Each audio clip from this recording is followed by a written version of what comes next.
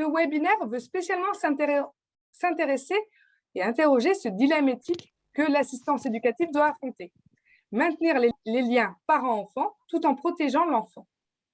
Alors, dans un premier temps, nous souhaitons laisser la parole à Monsieur Sali afin qu'il puisse nous expliciter ce conflit de valeurs et les différents éléments entrant en jeu.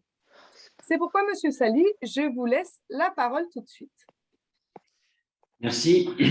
Alors oui, d'abord, je voudrais un peu resituer mon propos. Il s'inscrit dans la continuité d'un travail de recherche que j'ai réalisé en 2007 dans le cadre d'un master, où effectivement,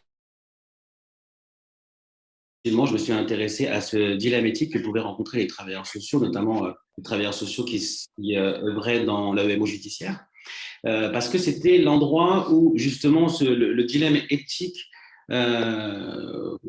était le plus présent.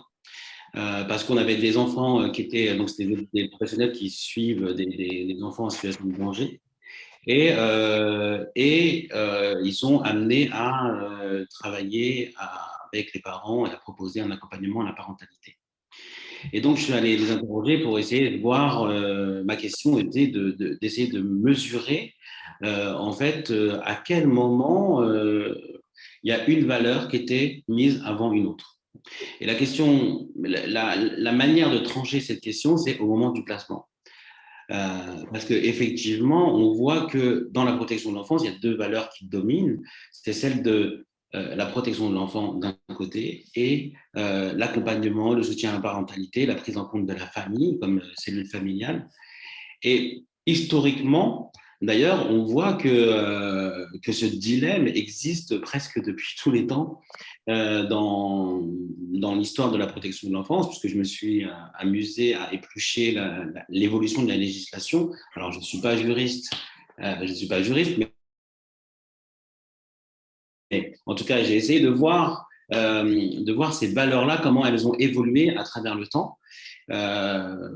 Dans la législation. Et on voit que les législations aussi, à travers l'histoire, parfois on met l'accent sur la protection de l'enfant comme une valeur supérieure, et parfois c'est plutôt un courant plutôt familialiste où on essaye de viser la famille comme entité et bénéficiaire de l'action sociale.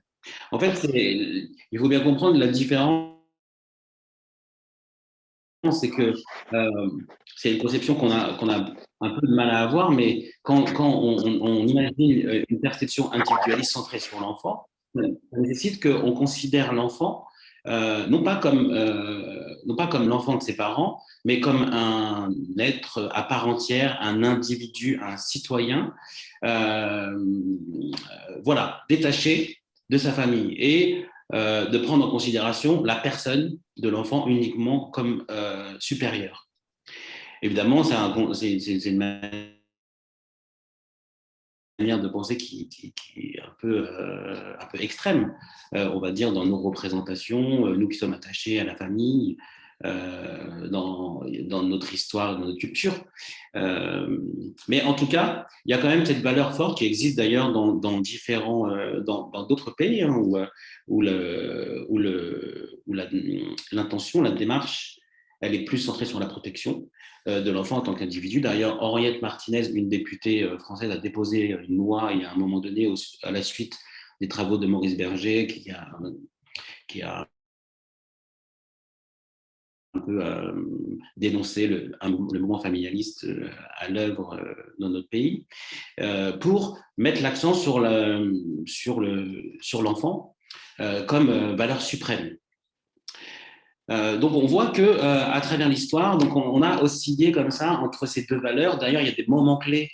On voit l'étape de 58-59 avec 58, une loi judiciaire centrée vraiment sur la protection de l'enfant, et 15 jours après 59, donc décembre 58, janvier 59, une loi qui est orientée plus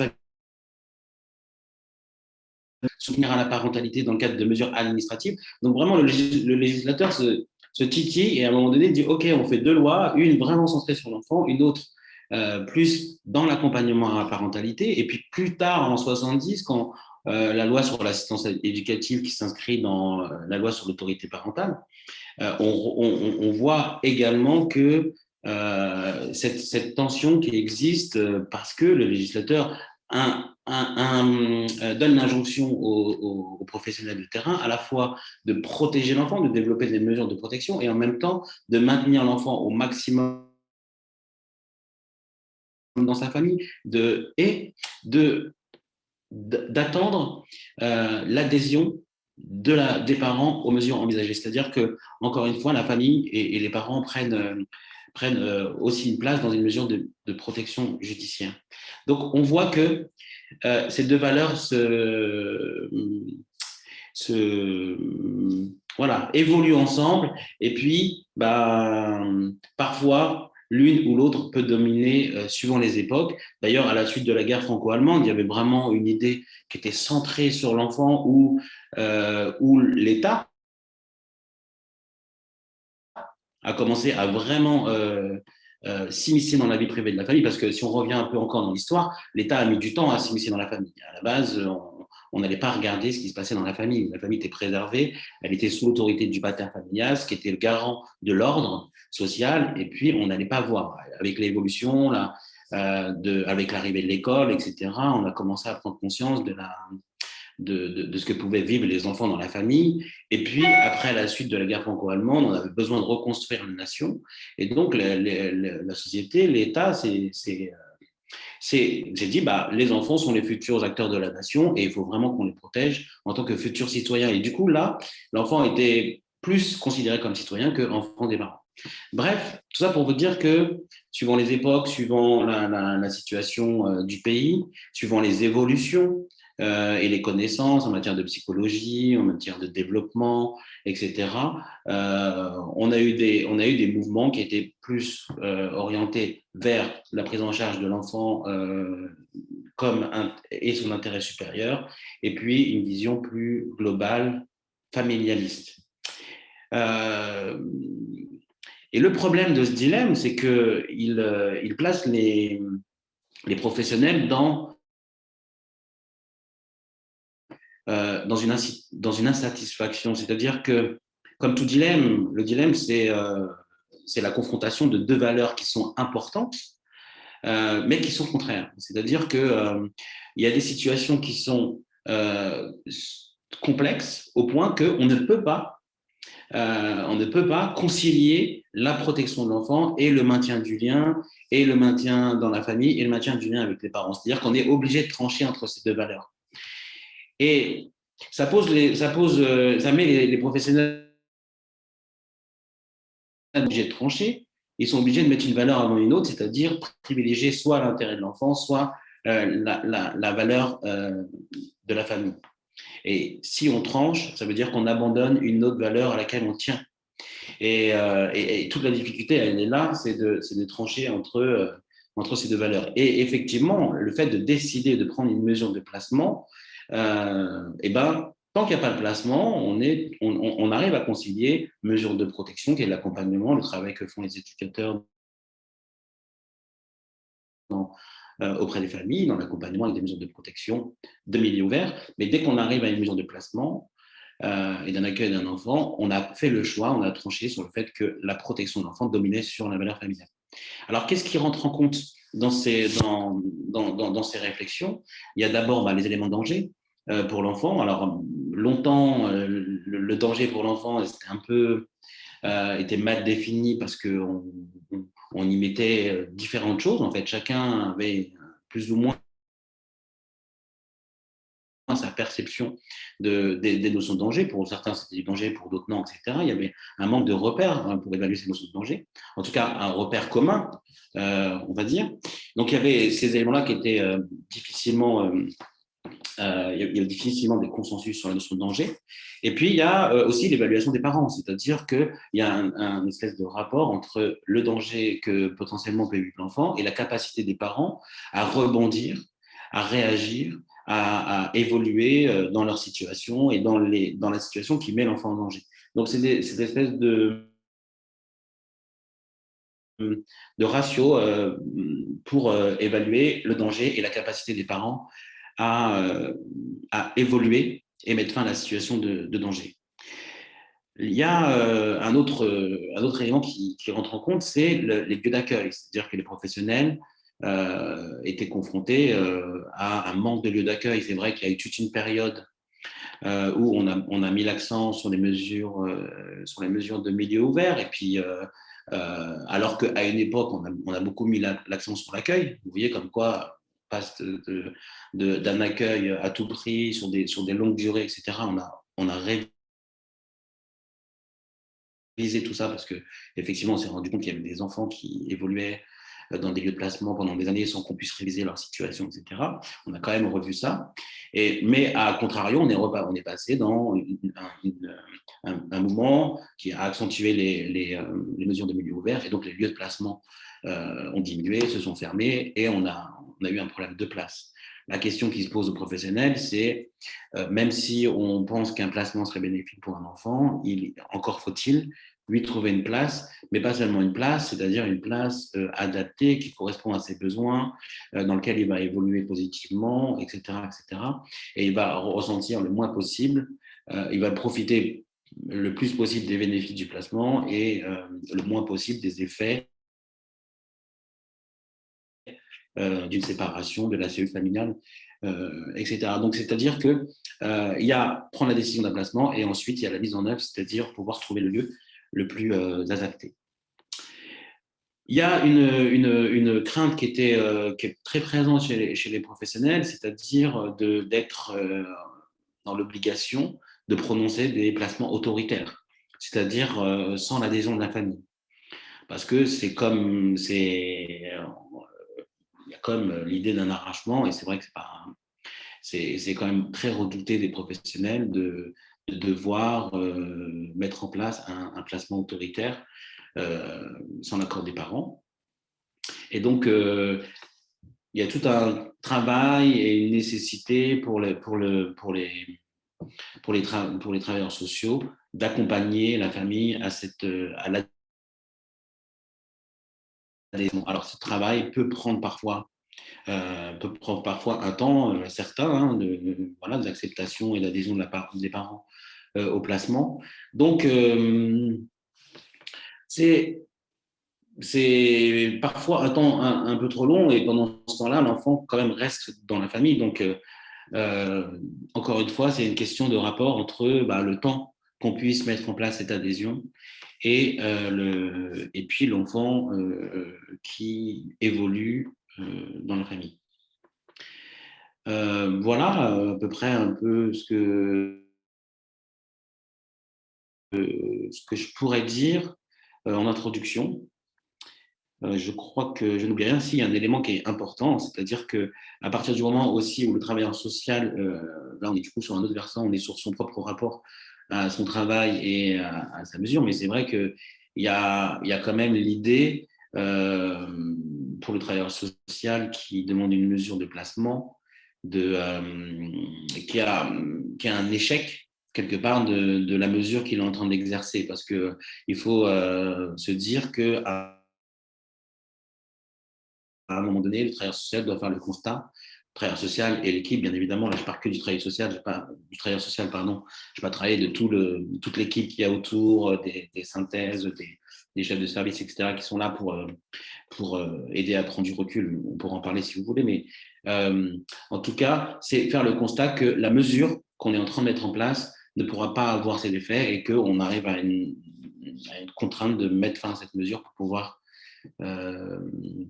pouvoir mettre en place une mesure de placement. Et ça veut dire aussi une rupture avec l'accompagnement, puisque quand on passe d'une mesure d'AEMO, alors ça dépend les départements sûrement, parce que là on est et des lieux, mais généralement quand on passe d'une mesure d'AEMO judiciaire à une mesure de placement, l'intervenant qui agit dans le cadre judiciaire ne suit plus la famille par ailleurs, parce que c'est pris en charge et c'est suivi par un travailleur social de l'aide sociale à l'enfance qui prend la suite.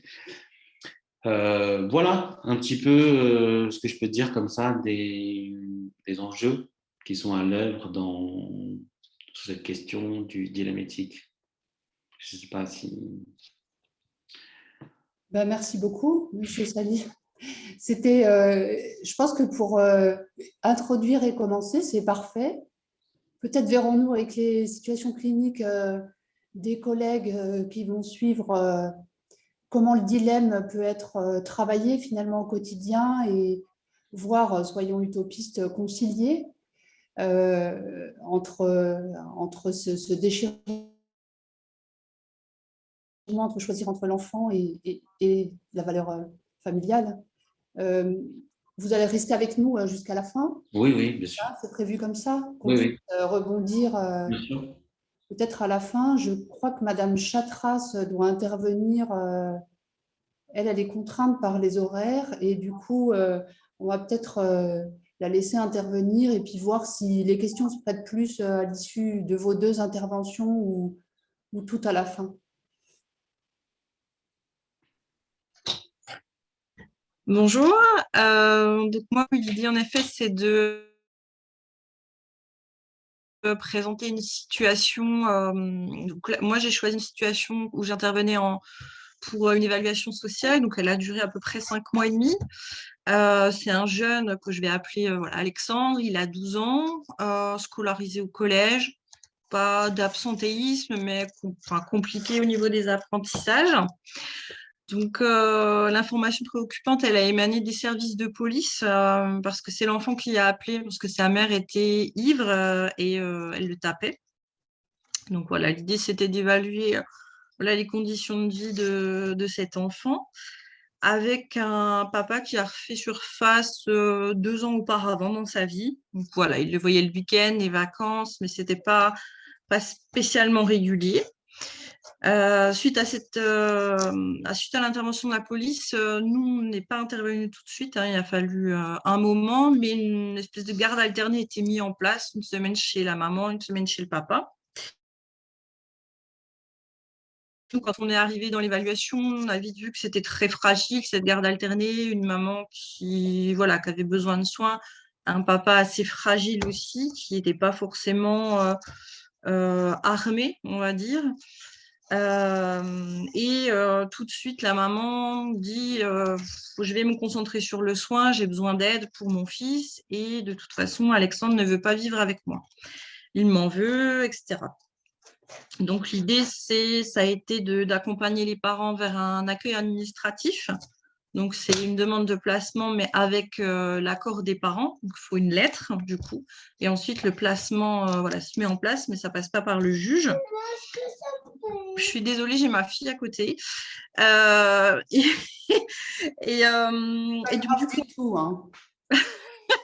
Et du coup, donc on a préparé cet accueil administratif, mais au fur et à mesure des semaines, on voit que le papa n'arrive pas à s'investir, il freine un petit peu, il dit que finalement il a refait sa vie, donc pour prendre en charge Alexandre, c'est compliqué. Donc voilà, et un dernier entretien où on finalise quand même cet accueil administratif. Et donc la maman est toujours d'accord et le papa dit oui, de toute façon, je préfère prendre mes distances, donc voilà la lettre. Et Alexandre attendait dans le couloir, il lui a dit au revoir et on n'a plus jamais eu de nouvelles. L'enfant non plus.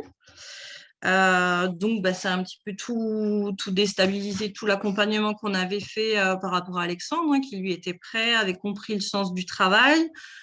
La maman aussi, hein, ça l'a déstabilisé, elle ne voyait pas du tout ça comme ça. Et au fur et à mesure donc, de l'évaluation, ce que j'ai pas spécialement expliqué, c'est qu'il y avait une grand-mère de cœur qui a toujours été là pour l'aider, que ce soit financièrement ou l'occuper, etc. Donc, on s'est quand même appuyé beaucoup sur cette grand-mère, surtout lors du départ de ce papa. On a rendu notre rapport en disant que on maintenait quand même cet accueil administratif, cette maman qui finalement s'est occupée toujours de son fils et pas forcément le papa. Donc, on gardait cette piste-là. Et donc, après, on nous a dit non, on passe par un placement en assistance éducative. Donc, ça a été très, très compliqué pour la maman de comprendre, pour le jeune, parce que pour lui, il ne comprenait pas pourquoi d'un coup le juge arrivait dans le circuit. Et voilà, et aussi pourquoi son père part du jour au lendemain. Il y a eu beaucoup, beaucoup de choses qui se sont chamboulées pour eux. Donc, au final, la demande de placement en assistance éducative et tout le monde est paniqué. La grand-mère dit bon, je voulais le prendre pour le week-end et les vacances scolaires. Mais voilà, là, le passage par le juge, c'est trop violent pour moi, trop violent pour Alexandre et la maman. Donc voilà, qu'est-ce que je peux faire? Donc l'audience approchant, nous, on lui a dit qu'elle était en droit de demander tiers digne de confiance. Et chose qui a été acceptée du coup en audience. Et voilà, c'est pas passé par un placement. Du coup, le jeune vit chez la grand-mère. Avec la maman qui fait un parcours de soins, qui va de mieux en mieux. Donc voilà, donc, moi j'ai choisi cette situation pour montrer en tout cas que voilà, le projet qu'on a au départ et finalement quand on le propose, la CRIP ne suit pas forcément, alors que pour le coup ça avait du sens, cet accueil administratif pour une maman qui était toujours là malgré ses difficultés. Et donc là, on voit la complexité aussi du circuit, pour les parents aussi de comprendre, pour le jeune, parce qu'en 6 mois, il s'est passé quand même pas mal de choses. Donc c'est en ça que voilà, la situation que je voulais présenter, c'était celle-ci. Voilà. Donc aujourd'hui, voilà, Alexandre est bien chez la grand-mère, la scolarité se passe mieux qu'avant et les liens reprennent progressivement avec la maman. Par contre, le papa, on n'a plus jamais eu de nouvelles. Je vous remercie, Madame Chatras, de votre intervention qui finalement illustre, en tout cas, le dilemme, comment il peut être travaillé au quotidien. Et donc, c'est vraiment intéressant à ce titre-là, vous puissiez illustrer finalement les propos de Nathalie concrètement sur le terrain. J'aime sur les autres interventions et puis on fera les questions comme prévu à la fin. Je vous remercie beaucoup. Merci. Oui, alors moi, avec Madame Zimmermann, on est toutes les deux, on travaille dans un service de placement éducatif à domicile, donc dans le Jura, avec dans la Fondation La Vie au Grand Air. Et donc le placement à domicile, on est confronté tous les jours à des dilemmes éthiques dans le placement à domicile, parce que le placement à domicile, justement, alors est-ce qu'il résout ou est-ce qu'il ne résout pas la question dont vous parliez, maintien du lien, protection de l'enfant, enfin voilà. En tout cas, les juges des enfants utilisent de plus en plus ce type de placement. C'est bien un placement, hein, c'est-à-dire que le juge décide que l'enfant est confié à l'aide sociale à l'enfance et l'aide sociale à l'enfance mandate notre service pour accompagner de façon intensive cette famille et donne un droit de visite et d'hébergement donc aux parents, octroie un droit de visite et d'hébergement quotidien. Mais ce droit de visite et d'hébergement, il est modulable. Il est modulable voilà, par exemple, si la situation se dégrade, le service peut mettre en place un repli, ce qu'on appelle un repli, donc c'est une mise à l'abri de l'enfant sur un temps donné, afin d'évaluer la situation et de voir vers quoi on se dirige. Donc, on est vraiment là chaque jour presque à se dire, est-ce qu'on peut continuer à accompagner cet enfant dans sa famille? Est-ce que les prérequis sont bien là?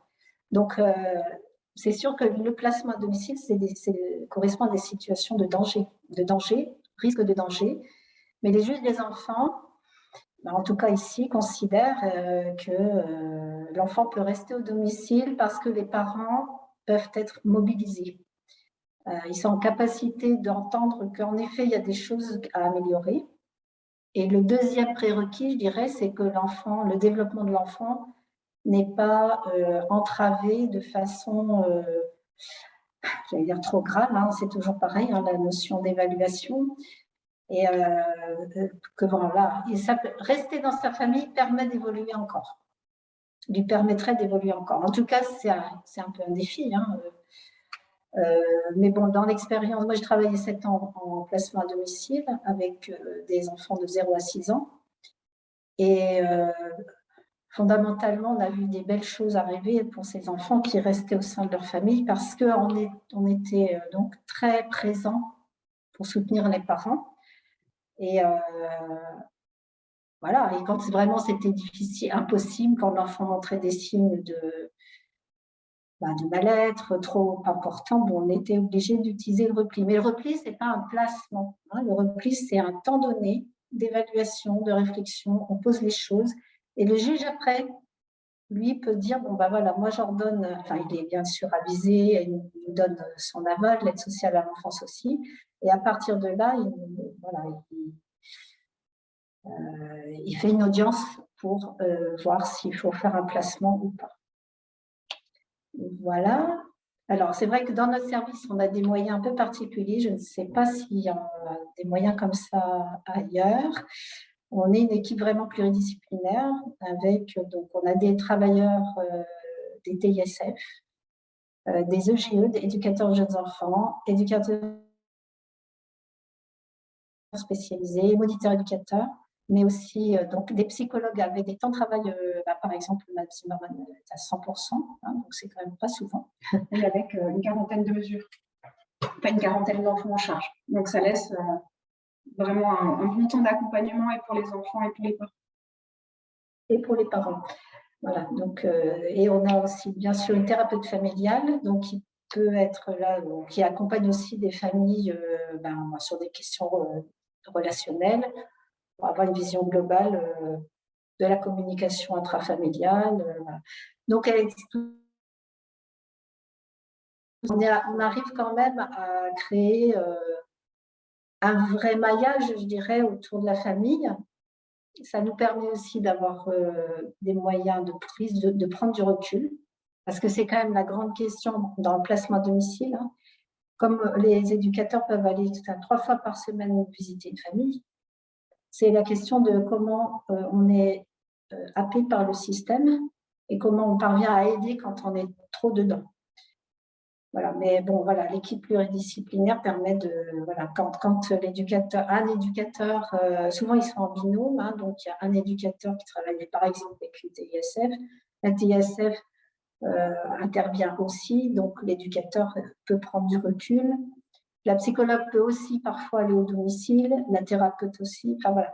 Donc avec tous ces moyens, on essaye de garder une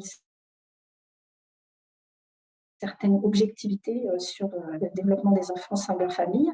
Alors, on a des belles expériences, hein, parce que dans ce service, on a aussi les assistants familiaux qui font partie de la fondation là, de Grand Air et avec lesquels on travaille pour mettre en œuvre des replis. Donc, dans la même fondation, on a le placement à domicile, on a une maison d'enfants et on a les assistants familiaux, ce qui permet, si vous voulez, de faire des passages d'enfants de façon vraiment préparée. Et puis, les parents, souvent, n'ont pas l'impression de changer de service. Voilà, ils ne changent pas de service, en l'occurrence, mais souvent, ça peut créer moins de rupture dans le parcours. Voilà, ça a un certain intérêt. Donc, je pense à un enfant, par exemple, pour lequel on faisait un placement à domicile et il y avait une vraie dégradation de l'état de l'enfant, hein, c'est-à-dire qu'il était, il ne parlait pas, il se mettait en danger, la maman était en grande difficulté pour s'occuper de lui, il ne savait pas où il était, il avait 3 ans. Donc, on a senti que la maman perdait pied quand on n'arrivait pas à la soutenir.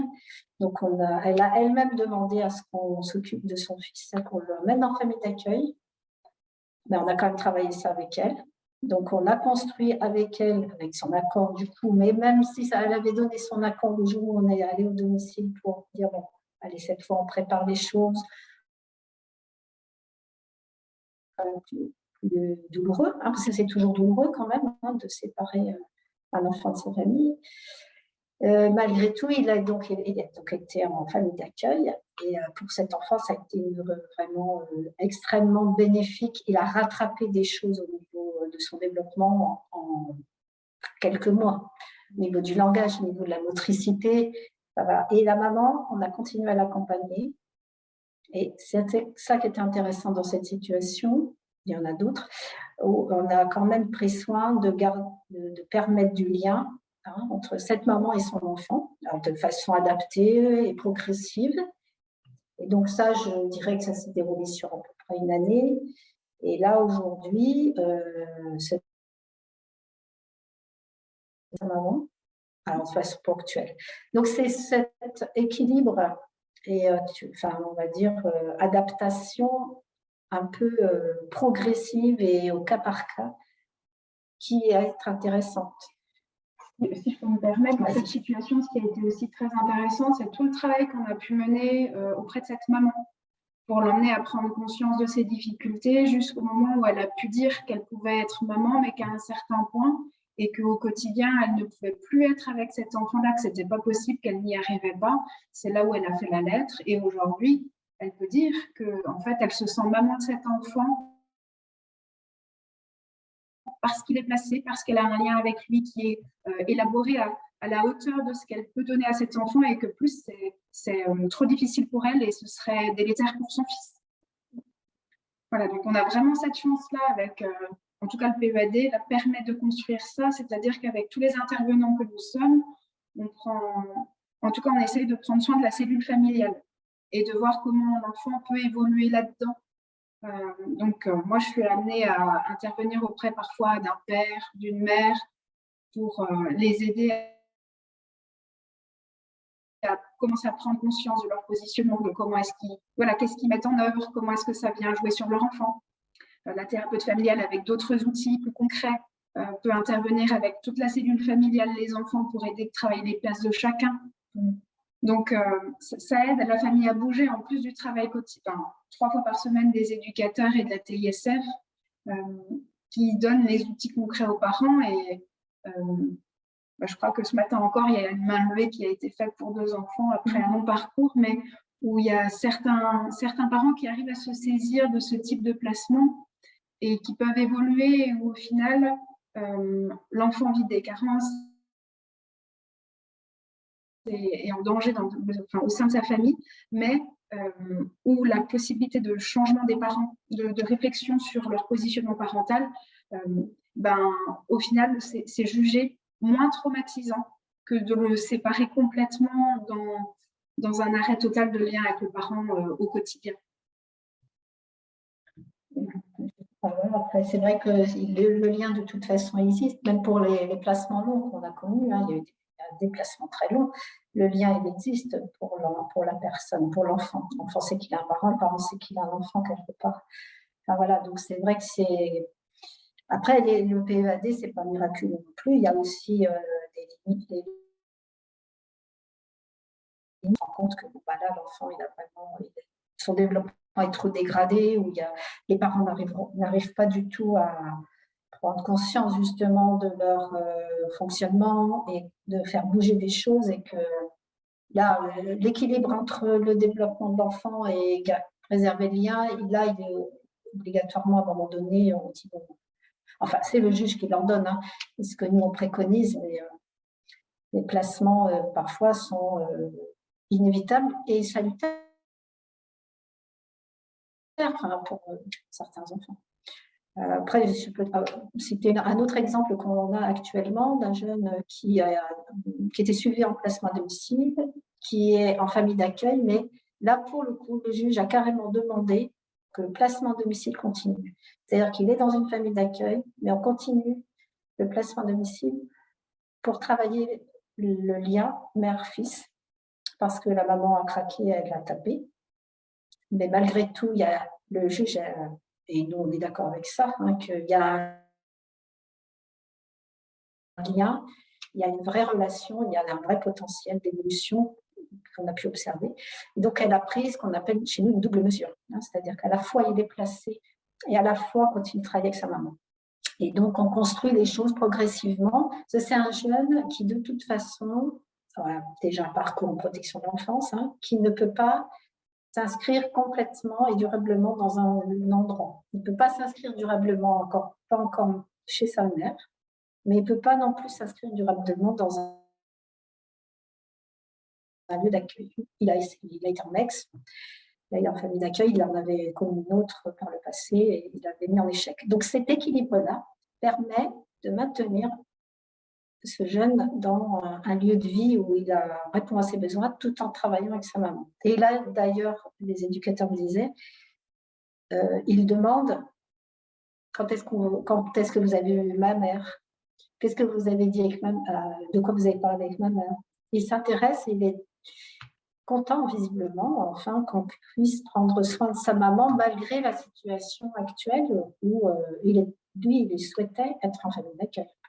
Donc, il y a une forme de trahison quand même quelque part potentielle pour cet enfant.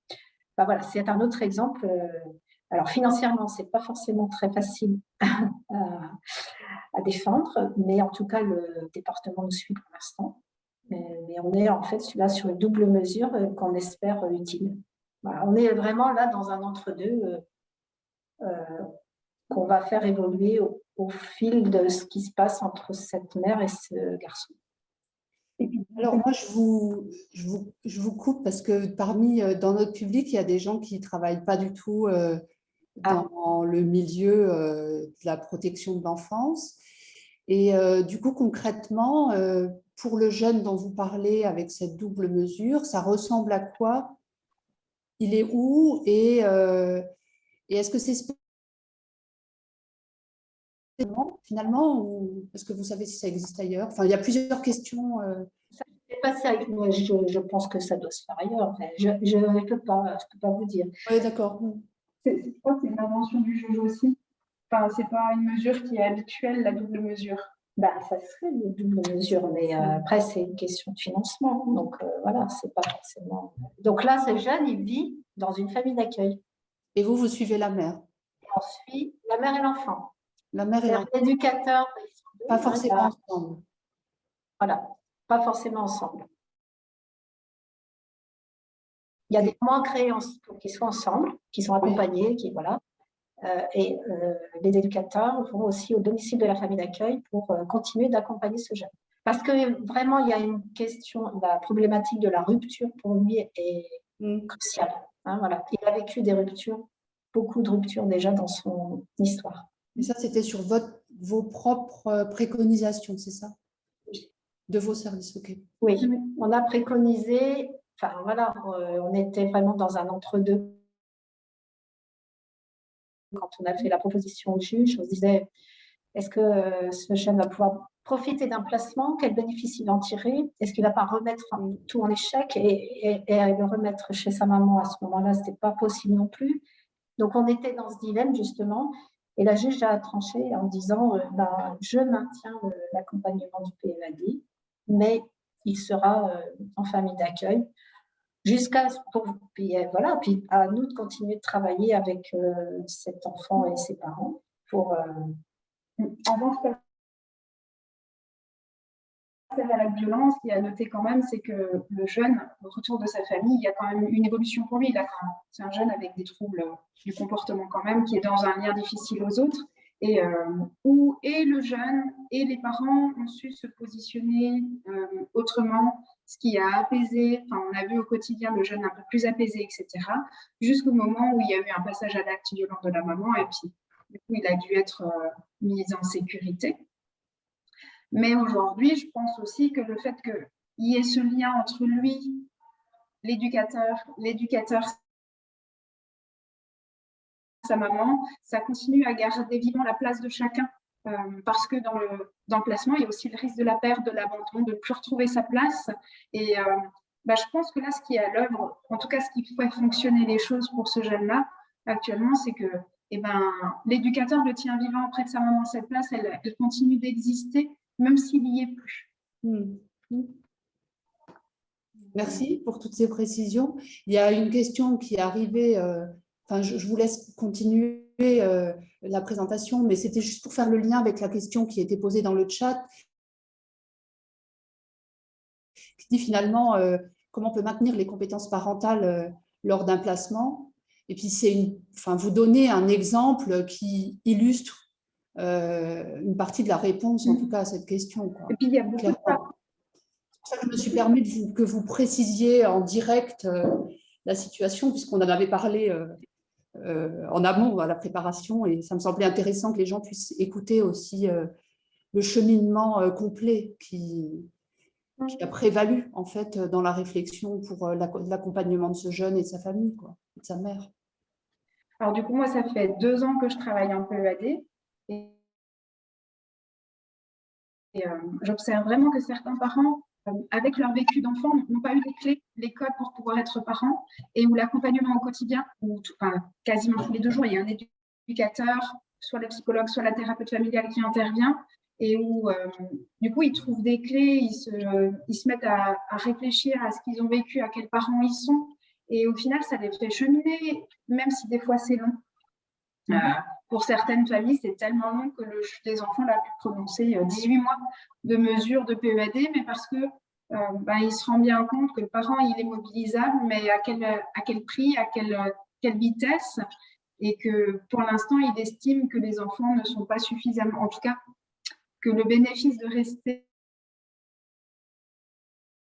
au domicile est moins grand que serait délétère le placement, que la rupture de lien. Enfin, voilà, donc il y a tout un accompagnement, et c'est vrai qu'on a des parents, mine de rien, qui cheminent. Après, tout l'enjeu pour moi du PEAD, c'est cette ligne, c'est sur ce fil sur lequel l'équipe travaille, c'est à quel moment le danger il est trop important, à quel moment le fonctionnement parental, quelles compétences ils ont, et est-ce qu'ils peuvent continuer d'aller plus loin, ou est-ce que là on est arrivé à ce qu'ils peuvent faire et du coup ça met l'enfant en danger. Enfin, c'est des questions quotidiennes et on n'est pas trop nombreux, tous les intervenants que nous sommes. Moi, sur la compétence parentale, je ne sais pas si on m'entend. Si. Si, c'est bon. Sur la compétence parentale, ce que j'entends à travers tous les témoignages déjà auprès de, quand M. Sali dit adhérer à la mesure, je ne suis pas sûre que ça soit, les parents doivent adhérer à une mesure, ils doivent adhérer à pouvoir identifier là où ils sont manquants et carents dans la relation de besoin à l'enfant, hein, de pouvoir donner des soins, parce qu'adhérer à un placement en soi,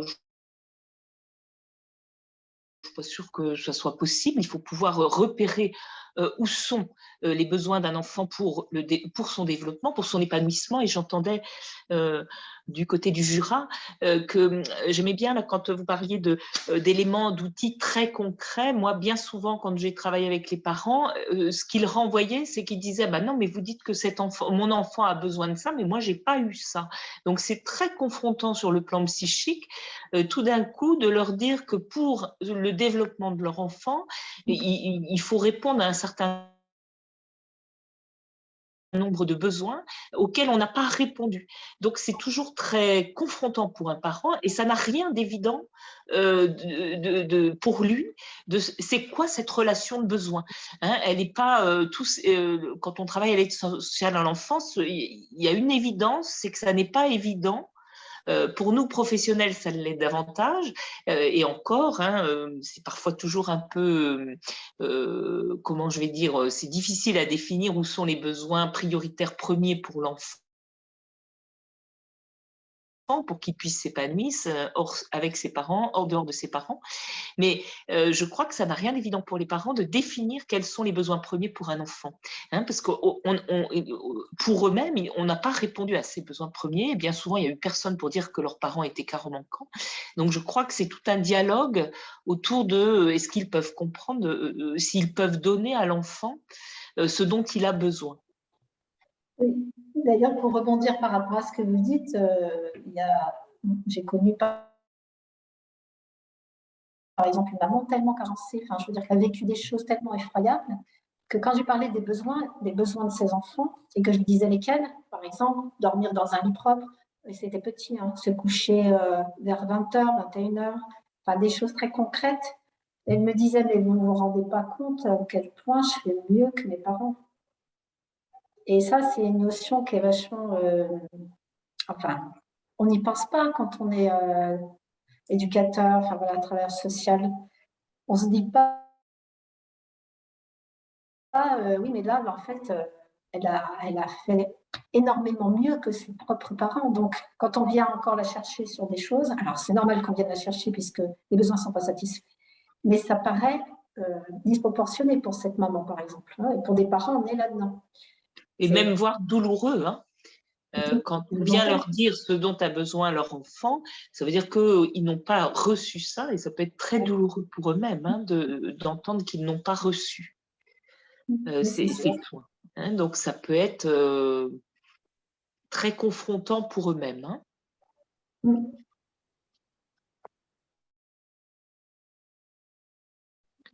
Bah, écoutez, nous, on a fait un peu le tour de ce qu'on pouvait expliquer sur le placement à domicile. S'il y a des questions, sont les bienvenues. Les exemples, on en a beaucoup. Juste pour peut-être préciser mon propos, en fait, c'est pas moi qui le dis, c'est dans le texte de loi où qui précise que le juge doit veiller à recueillir l'adhésion des parents aux mesures envisagées, c'est-à-dire qu'il doit s'assurer que les parents adhèrent aux mesures qu'il propose. Voilà, c'est dans le texte de loi. Oui, oui, mais c'est de dire, c'est pas d'adhérer à une mesure, c'est d'adhérer au fait. Est-ce qu'ils peuvent participer? Est-ce qu'ils peuvent reconnaître déjà qu'ils sont manquants et carents, voire dangereux, à risque? Et est-ce qu'ils sont adhérents pour accepter d'aller sur leurs compétences, justement? Hein? Alors, pour expérience, nous, on voit que parfois, les parents peuvent dire que oui, ils veulent bien qu'un éducateur vienne 3 fois par semaine chez eux. En fait, c'est quand on est dans cette situation de stress dans un bureau de juge des enfants, Oui. Pour certains, il n'y a pas tellement d'autre choix que de dire oui, parce que sinon l'autre chose, c'est mon enfant va être placé. Quoi. Donc, placé, je veux dire, dans un placement classique. Donc après, tout le travail du service, c'est justement d'aller chercher sur ce qu'ils ont compris de ce qui s'est passé, de ce qui s'est dit, vers quoi on veut aller pour leur enfant. Voilà. Qu'est-ce qu'on va leur demander, voilà. Parce que souvent, c'est très abstrait, en fait. Lors de la décision même. Ah oui. Bien sûr, moi, je voudrais juste rappeler une chose, c'est que bon, le placement n'est pas... là, pour le coup, c'est l'éducateur qui parle, mais le placement, ce n'est pas une fin en soi. C'est normalement une période transitoire durant laquelle, justement, on éloigne l'enfant du contexte dans lequel il vit pour lui permettre de se développer pendant que les parents peuvent travailler à bouger leur fonctionnement et leurs difficultés, enfin, qui leur sont propres, pour pouvoir, par la suite, réaccueillir leur enfant. C'est quand même ça l'objectif d'un placement, c'est au final, la finalité, c'est que l'enfant retourne dans sa famille. Ça, c'est quand même une première chose. Alors, moi, j'avais une question pour M. Sali par rapport au dilemme initial, et vous avez quand même bien prévenu sur le fait que votre recherche datait déjà et que peut-être vous étiez plus ou moins à l'aise, has-been, on va dire, pour être clair. Est-ce que vous pensez que les exemples qui nous ont été donnés ce soir peuvent illustrer une espèce de conciliation du dilemme initial qui reste dans les verbatims de ce qu'on entend, mais est-ce qu'il pourrait illustrer une conciliation, une évolution par rapport au terrain d'études que vous aviez il y a 10 ans? Alors, bon, effectivement, mon étude, elle remonte. Juste pour dire que même si je suis pas au poste d'éducateur aujourd'hui, j'interviens beaucoup dans les institutions, auprès des équipes et auprès des bénéficiaires. Voilà, donc j'interviens régulièrement. Donc, je n'ai pas quitté le terrain et puis j'ai encore un environnement très proche du terrain. Parce que bon, les éducateurs, on se retrouve. Donc voilà, j'ai quand même encore avec le contact du terrain. Je pense que cette question, ce serait étonnant qu'elle ne soit plus à l'œuvre aujourd'hui déjà. Moi, ce que je constate de loin, parce que c'est vrai que je suis un peu à distance, mais ce que je constate de loin déjà, en fait, j'ai essayé en préparant ce webinaire, je suis retourné revoir un peu les évolutions législatives, donc la loi de 2016, 2022. Pour voir un petit peu comment ça avait évolué. Et puis, je vois autour de moi, je vois qu'avant, on avait l'AED et l'AEMO, et puis maintenant, on a l'AEDR, renforcée, on a de la EMOR, on a du placement à domicile. C'est-à-dire qu'on a entre la mesure de milieu ouvert et la mesure de placement classique avec une séparation, on a créé quand même différentes étapes intermédiaires. Donc, on a créé des graduations pour éviter peut-être d'être dans la tranche, effectivement, soit la mesure en milieu ouvert assez légère ou carrément le placement. On a créé d'autres modalités que je trouve intéressantes à mettre en place parce que effectivement, c'était un peu tranché. Et d'ailleurs, on en a toujours un peu tranché les choses. C'était un peu ça, on passe de l'un à l'autre. Il y a des périodes où vraiment on arrachait les enfants de leur famille et puis on les plaçait dans des autres familles en pensant que ça suffisait pour qu'ils évoluent positivement parce qu'ils étaient dans une famille identifiée comme saine, etc. Vous voyez, un peu à l'image du médical où on prend un endroit et c'est l'environnement qui compte, sauf qu'on n'a pas mesuré que la séparation, la rupture avec les liens d'attachement, tout ça, on n'était pas encore là, mais que ça a eu des conséquences. Ça a eu des conséquences. Donc là, on commence à proposer de réponses avec une multiplicité des réponses. Et moi, je trouve ça intéressant parce qu'effectivement, il y a des compromis qui sont faits. Et là, après, c'est toute l'expertise des travailleurs sociaux de terrain. De pouvoir répondre au plus près des situations. Je pense que le risque, en fait, c'est de tomber dans l'idéologie, c'est-à-dire de tomber dans l'idéologie du tout familial ou de tomber dans l'idéologie du tout protection. En fait, quand on est, vous voyez, si on regarde la manière de raisonner d'un point de vue éthique, on a ce qu'on appelle l'éthique de conviction, où on est attaché à une valeur de manière inconditionnelle, où c'est la valeur qu'on défend à tout prix, on va dire. Donc là, on est dans une éthique de conviction, mais aussi on est dans une défense des valeurs de la famille à tout prix. Alors, à tout prix, ça veut dire au détriment éventuellement du développement de l'enfant. Donc là, on est dans une éthique qui est un peu extrême, alors que quand on est dans une éthique de responsabilité où là, on revoit, on révise un peu les valeurs comme ça qui sont dominantes pour les réajuster au regard des conséquences qu'elles engendrent. Et moi, je vois que la législation, elle a évolué. D'ailleurs, en 2007, oui, la loi de 2007, réforme qui a réformé la protection de l'enfance, même s'il y a des choses à dire, parce qu'on a revu la question de l'orientation vers le judiciaire ou l'administratif au regard de l'adhésion et plus tellement au niveau de la notion de danger. Moi, je reste un peu sceptique sur ça. Mais en tout cas, il y a eu un côté bénéfique qui est arrivé et ça, on le voit bien dans le propos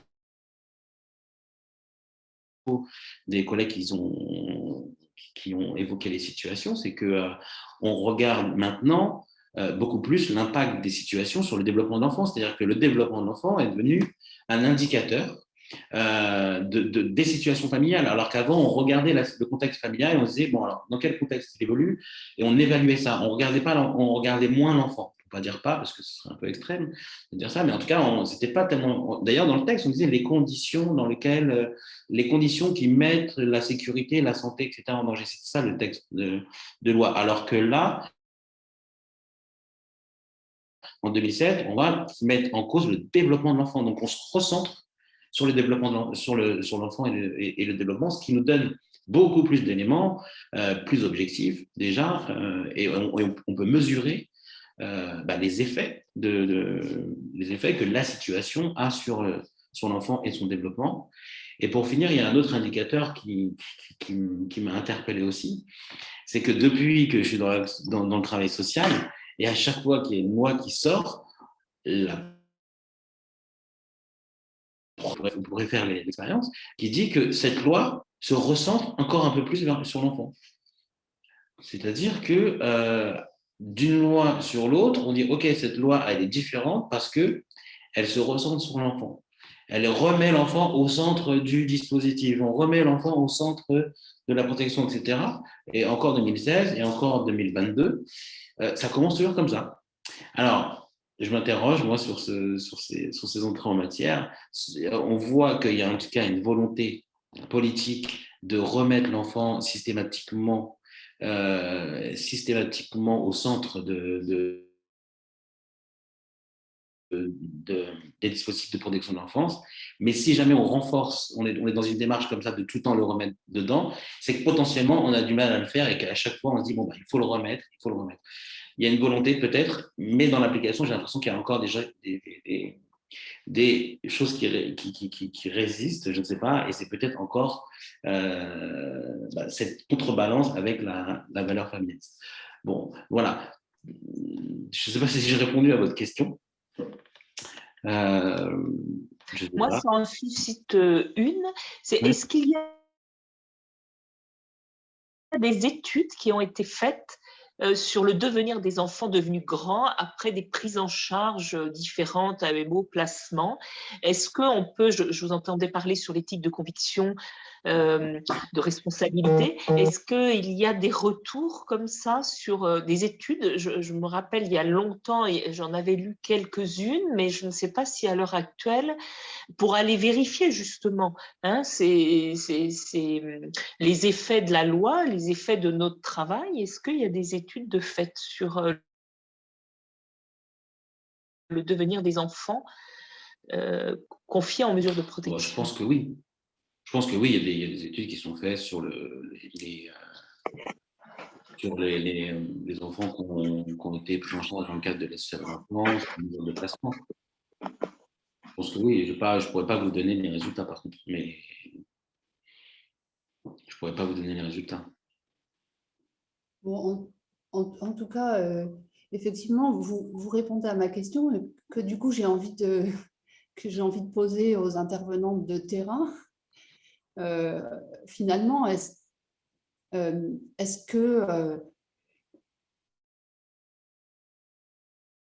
vous avez le sentiment, lorsque vous nous présentez les cas cliniques, que d'ailleurs je vous remercie beaucoup de partager avec nous, est-ce que vous avez le sentiment d'arriver quelque part à concilier la protection de l'enfant et l'accompagnement à la parentalité? Ben oui, en fait, on a vraiment cette conviction d'aller dans ce sens-là. Après, on n'est pas certain de toujours faire la bonne évaluation, voilà, tous ensemble, y compris avec les juges, les magistrats, avec l'ASE, on cherche au mieux. Mais en tout cas, d'avoir toutes ces possibilités d'adaptation au cas par cas, on a quand même l'impression de respecter davantage et les parents, on va dire, et les droits des parents, et leurs possibilités, et le développement de l'enfant et ses besoins. Mais bon, voilà, c'est sûr que l'évaluation, ça reste une question très délicate, parce que derrière toute évaluation, il y a un évaluateur, donc on peut prendre n'importe quelle grille. Voilà, ça peut varier. On le vit ça d'ailleurs, quand on fait des synthèses avec d'autres professionnels, on peut avoir des visions parfois très différentes. Qu'est-ce qui est important pour les besoins de l'enfant? Est-ce que c'est important que, par exemple, je prends un exemple, mais que le logement soit nickel? Qu'est-ce qui est le plus important? Est-ce que c'est comment le parent est en lien avec son enfant, comment il entend ses besoins, comment il rit avec lui, comment il le porte, voilà. Tout ça, c'est aussi des sujets. Donc, c'est pour ça qu'il n'y a pas de science. Il n'y a pas de choses prédéterminées, mais après, on a quand même beaucoup de connaissances aujourd'hui sur le développement de l'enfant. Voilà. Et des points de repère. On a des choses publiées là-dessus. Donc, il y avait une démarche de consensus, par exemple, qui avait été réalisée par le gouvernement quand c'était Madame Rossignol, sur les besoins fondamentaux de l'enfant, et qui faisait une synthèse de toutes les recherches qu'il y avait eu sur quels sont les besoins d'un humain, et donc y compris de l'enfant. Et donc là, aujourd'hui, ce qui est central, c'est que le lien d'attachement serait le premier lien qui permettrait d'assurer les autres besoins. C'est-à-dire maintenant, le lien d'attachement est mis en priorité par rapport aux autres besoins de l'enfant. Donc, c'est assez intéressant parce que c'est vraiment une évolution sur peut-être des centaines d'années sur de quoi a besoin l'être humain pour se développer. Parce qu'avant, on pensait qu'un bébé, par exemple, ça lui suffisait bien grandement d'être dans un emmailloté et puis qu'on lui donne le biberon de temps en temps. On ne pensait pas du tout que, par exemple, un bébé, il avait besoin qu'on lui parle, qu'on lui explique des choses et que, voilà, qu'on lui donne des jouets. Vous voyez, alors qu'aujourd'hui, on sait très bien ça. Mais ce n'est pas si simple. Mais en tout cas, la question de l'évaluation, elle reste au centre de nos préoccupations. Parfois, en tant que professionnel, on peut avoir, j'ai encore eu la situation, l'expérience hier, on me disait, mais il faudrait qu'on ait d'autres outils d'évaluation pour vraiment être sûr. Il y a toujours un peu cette angoisse, à la fois de passer à côté des besoins de l'enfant, et aussi l'angoisse autre qui serait en effet de mal évaluer et du coup de demander une séparation alors qu'elle ne serait pas utile. Mais bon. Il y a aussi une dimension en plus dans le travail intensif dans la famille, c'est-à-dire qu'à un moment donné, le professionnel se retrouve face à l'inconscient familial et à la dynamique familiale et il en ressort chamboulé et imprégné, et que du coup, sa manière de penser et les parents et les enfants peut aussi être à travers ce filtre-là. Et donc, c'est aussi toute la question des espaces de travail qu'on a, d'essayer de comprendre dans quoi est-ce que l'éducateur, la TISF est pris quand il va dans la famille pour évaluer encore autrement et plus finement ce que l'enfant peut vivre dans ce milieu-là.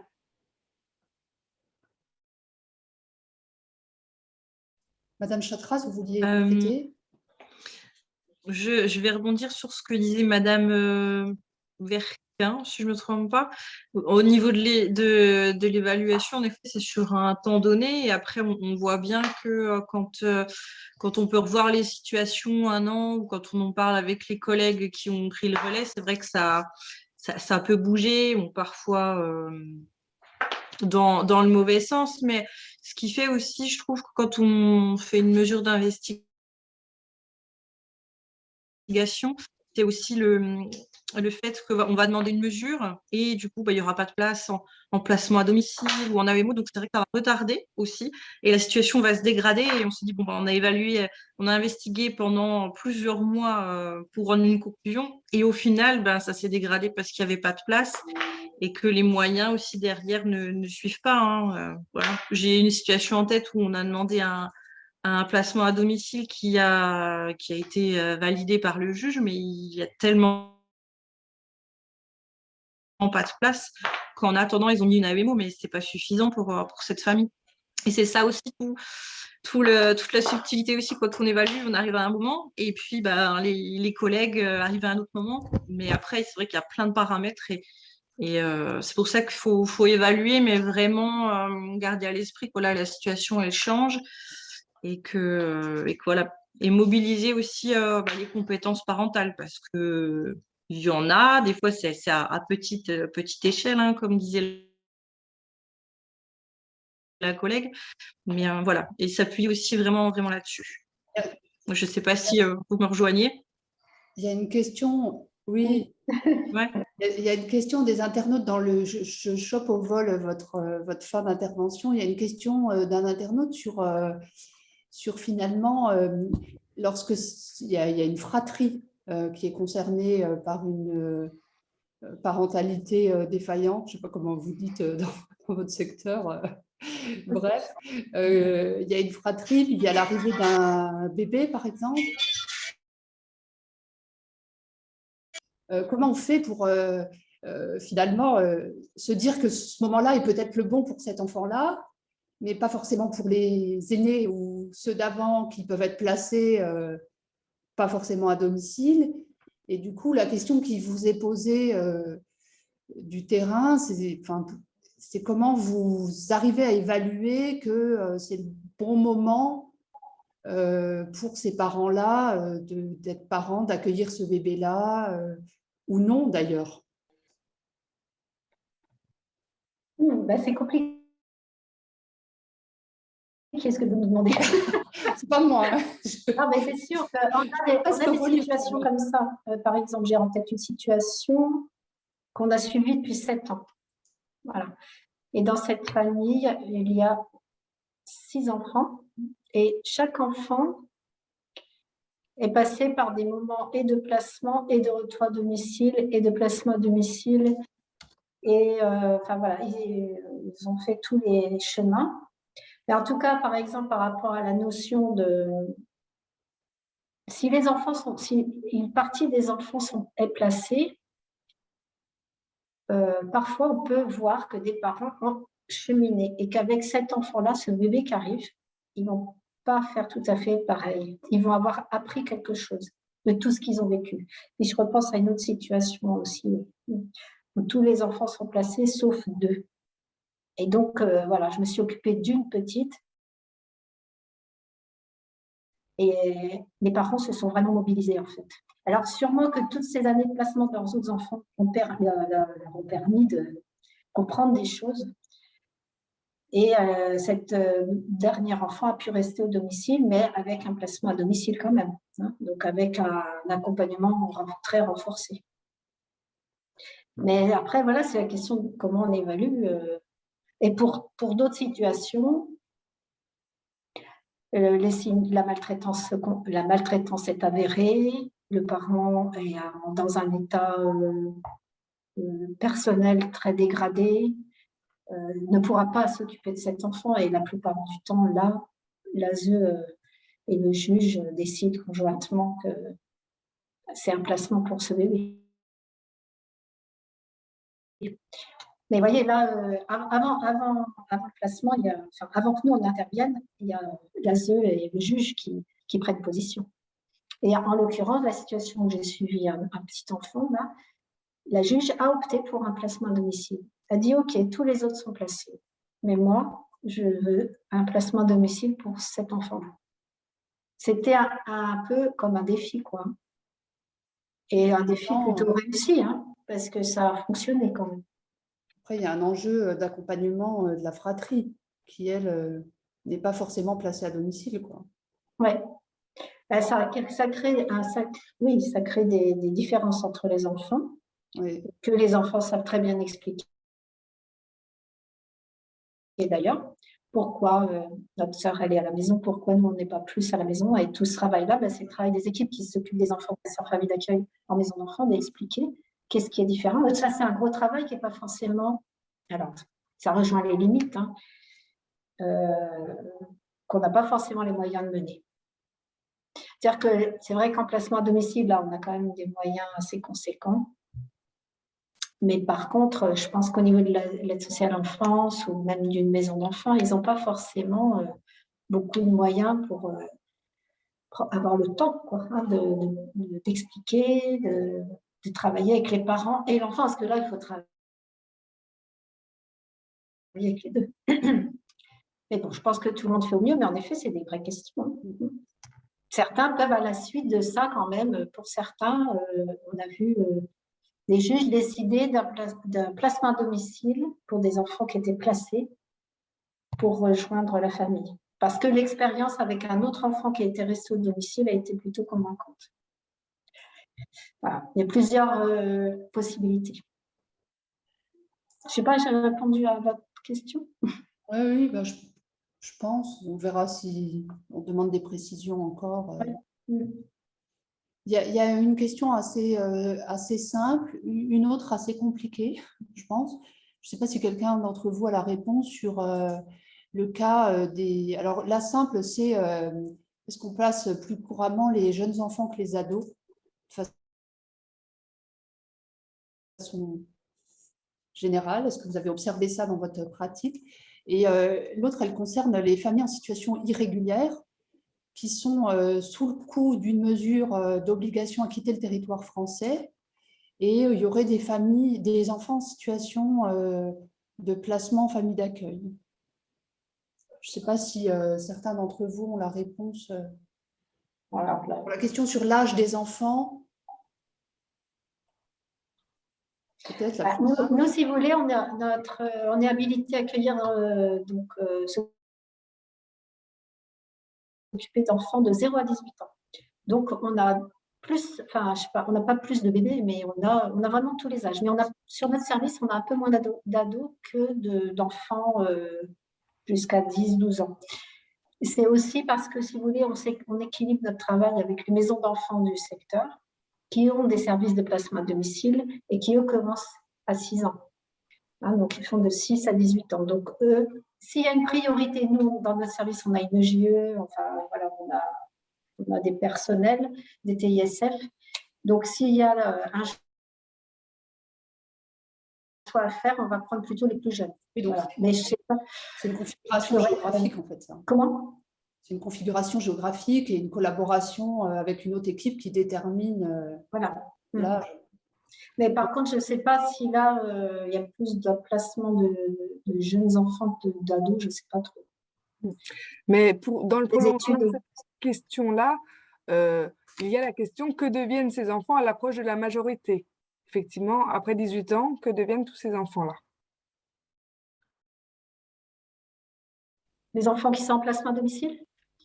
Oui, en général, le placement à domicile se termine en effet aux 18 ans et la plupart du temps, l'équipe a fait, le jeune est plutôt bien repéré, l'accompagnement a été utile. Enfin voilà, souvent il est sur une voie professionnelle. Enfin, c'est plutôt.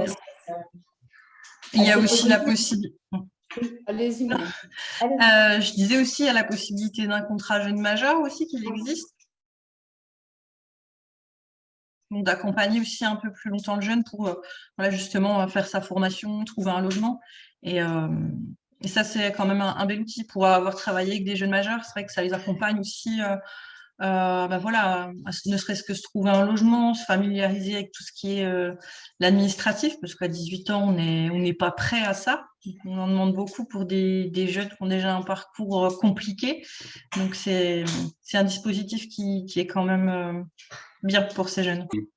C'est une des difficultés qui se posent dans le cadre de la protection de l'enfance, c'est justement lorsque les enfants arrivent à la majorité et que pour ceux qui ont été accueillis sur une longue durée, effectivement, il y a moins de relais familial, il y a moins de…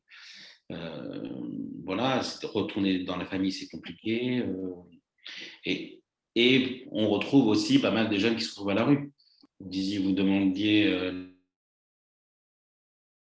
les chiffres sur que sont devenus les jeunes. Il y a quand même, on retrouve beaucoup dans les dispositifs aujourd'hui de gens sans domicile, dans les structures de droit commun, des jeunes qui sont issus de l'aide sociale à l'enfance. Voilà, donc effectivement, là, le contrat jeune majeur, c'est une solution qui permet de continuer d'accompagner ces jeunes jusqu'à 21 ans, a priori. Mais ça dépend des politiques des départements. C'est-à-dire qu'il y a une inégalité de traitement, on va dire, sur le plan national, parce que ce sont des politiques qui sont à l'échelle des départements et ça dépend des moyens qui sont déployés par les départements pour continuer d'accompagner les jeunes majeurs. Ok, merci. Avec plaisir. Je suis en train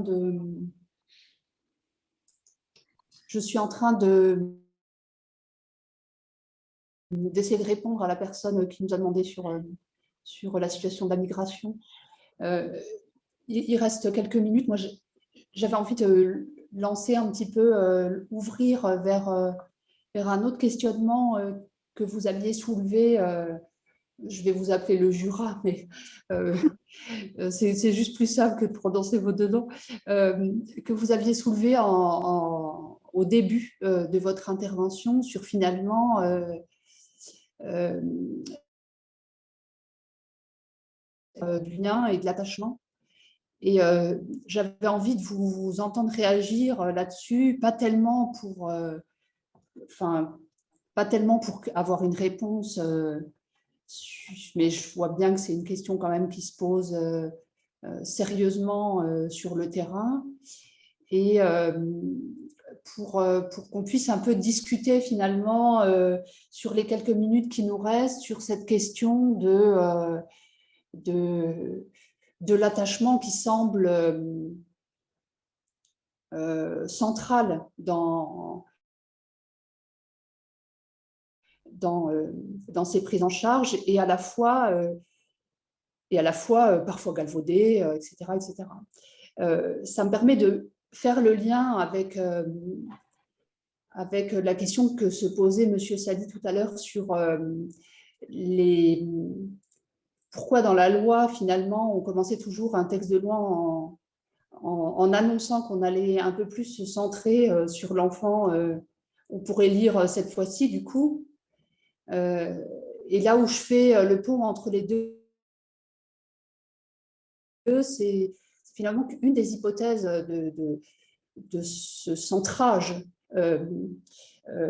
annoncé par le politique sur l'enfant. Il aurait fallu un historien en fait, de l'enfance pour répondre à cette question-là, parce qu'il me semble quand même que la réponse, elle peut être trouvée dans cette discipline-là, sur comment le politique veut bien se saisir des affaires privées, et historiquement, l'enfant était une affaire privée, et certes, l'ère moderne, on va dire, déplace l'enfant dans la sphère publique, etc., mais avec des questionnements qui persistent sur son développement. Enfin, on entend la question du développement sur le plan psy, sur le plan développement éducatif. On entend la question des ressources.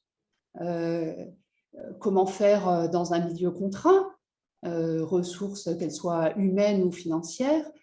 Et finalement, il me semblait que ça pouvait à la fois faire une synthèse des échanges de ce soir et puis à la fois une ouverture en termes de réflexion, en tout cas. Enfin, en tout cas, dans le cas du PEAD, c'est vrai que l'option prise par les juges, c'est de dire que l'attachement est central. Voilà. En tout cas, que l'enfant,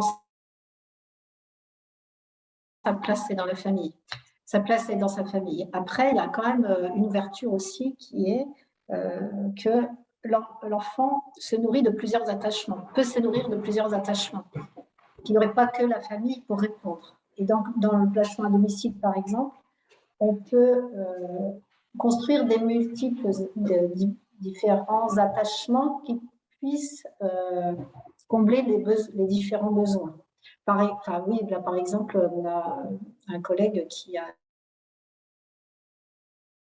rédigé un projet pour travailler avec des familles de parrainage.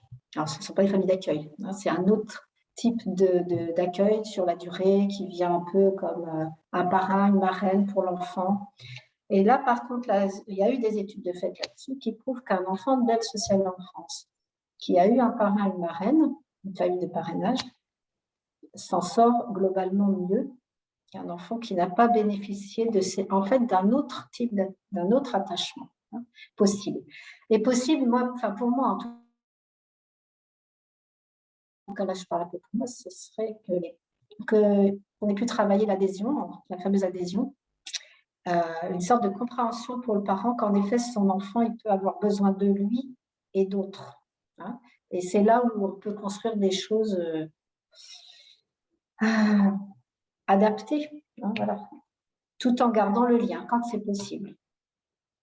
Le lien d'attachement. Et finalement, on ne sait pas si c'est un type d'attachement ou l'attachement a des figures différentes, quoi. Il y a les parents, mais c'est vrai qu'il y a aussi beaucoup de travail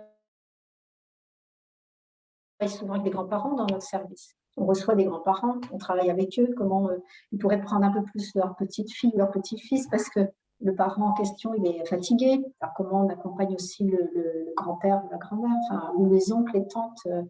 On essaye d'ouvrir, si vous voulez, sur d'autres, mais c'est ce que demande la loi aussi, hein, finalement. Mais il faut en avoir le temps, et normalement, nous, dans notre service, on a le temps, on a les moyens de le faire. Bon, après, je précise quand même pour le public que moi, quand j'utilise attachement, c'est vraiment dans un sens assez commun, hein. Je ne suis pas psychologue de formation, donc je ne vais pas non plus sur ce terrain-là Non, mais spécifiquement. c'est la qualité relationnelle, je dirais. Si Voilà, on veut parler simplement, la qualité relationnelle entre un parent et son enfant, voilà. quelle affection il y a, un parent qui regarde jamais son enfant, qui n'est pas en capacité de répondre à ses besoins primaires, de lui donner à manger quand il faut, voilà, qui n'est pas en capacité de le soigner quand il a mal. Enfin, bon, tout ça, c'est des choses qui font partie du lien d'attachement. Des compétences, les fameuses compétences parentales, des capacités. Les Québécois ont travaillé beaucoup sur la théorie de l'attachement, hein, en disant que ça n'avait rien à voir avec l'amour, mais avec un lien de sécurité, hein, que l'enfant crée l'attachement et la figure principale d'attachement va donner une relation de soin, hein. Donc souvent, ils disent qu'il y a une possibilité, il doit y avoir une figure d'attachement principale et il peut s'attacher à 5 figures secondaires et que dans cette relation d'attachement, ça va sécuriser sur le plan psychique et physique l'enfant et il va pouvoir aller explorer le monde ensuite, hein. Donc c'est bien l'enfant qui fait son attachement. Donc, quid de ses différents placements, de son besoin de s'attacher à une figure première et comment on va répondre, qui va répondre aux soins, hein. Donc, ça peut être éclairant tout le travail que les Québécois.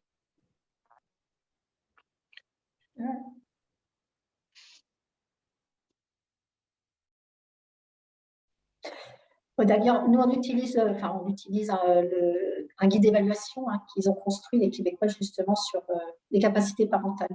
C'est très intéressant parce qu'il donne vraiment des points de repère très pratico-pratiques que les éducateurs utilisent de temps en temps quand ils sont un peu perdus ou quand il y a besoin de faire le point. Où est-ce qu'ils en sont, ces parents, en fait? Est-ce qu'on n'est pas en train de... Voilà, c'est intéressant, c'est vraiment des items très simples et qu'on peut transposer dans les situations accompagnées. Et c'est pratique, oui. Après, moi, je ne sais pas la question de l'enfant comme affaire privée. Enfin, en fait, il y a beaucoup d'intrusions dans notre travail, hein. C'est une des problématiques, hein. C'est-à-dire qu'on intruse les familles tout le temps. Non, ce que je voulais dire, c'est qu'il y avait probablement une réponse, une hypothèse historique à ça et que historiquement, le politique a mis de côté la sphère privée. Enfin, c'est la même question que pour la question des violences conjugales, etc., hein. Et où en fait, le politique a mis de côté la sphère privée en considérant que c'était la sphère privée. Et je pense qu'on assiste là, on va dire depuis les années 1950, c'est Philippe Ariès qui a beaucoup écrit là-dessus, on assiste à une publicisation d'une partie de la sphère privée et l'enfant en fait partie. Et que finalement, dans les textes de loi, c'est comme si le politique avait besoin de plus se convaincre que les gens du terrain, quoi. Où en fait, moi je suis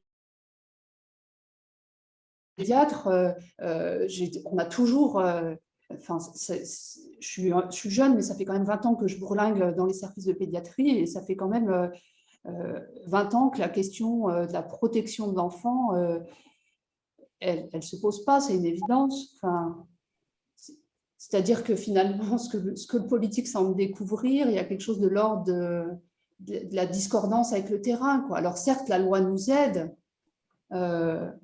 et vous aide si on parle des lois sur la protection de l'enfance, mais je pense qu'il y a ça aussi qui s'opère